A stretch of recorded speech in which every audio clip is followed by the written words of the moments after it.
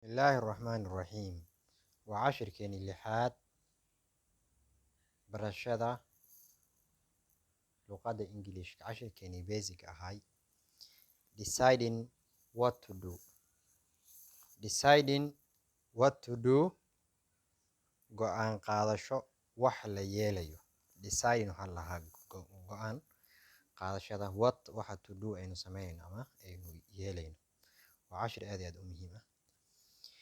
Ardayda online ku qaadanayso soo duuba cashirada cod ahaan iyo weliba dhawaaq ahaan u soo duuba buug ku qorto macallin maadaama cashirku yahay basicna mar waliba aad tahay basic waxa ku fiican inaad cashirkaaga qorato in buug lagu dulmaro waxba kuma soo kordhinayso. Waxaa khasab inaad gacantaada barto sida wax loo qoro insha Allah.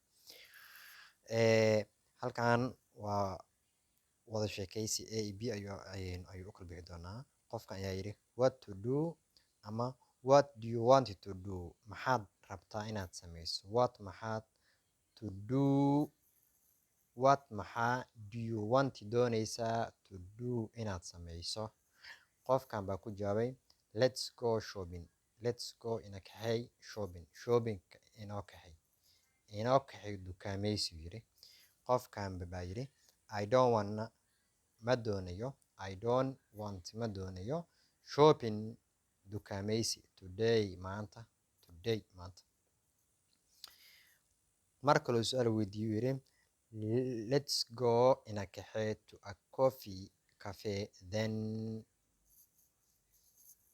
then waxa waaye haddaba waayahe cafe inoo kaxay.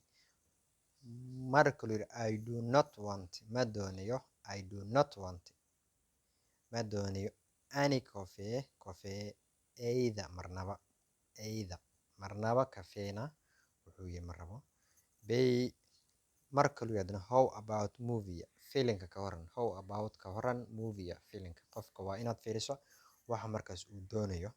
Markaas yiri good idea fikir wanaagsan waa yiri good idea waa fikir wanaagsan. Okay yiri okay let's go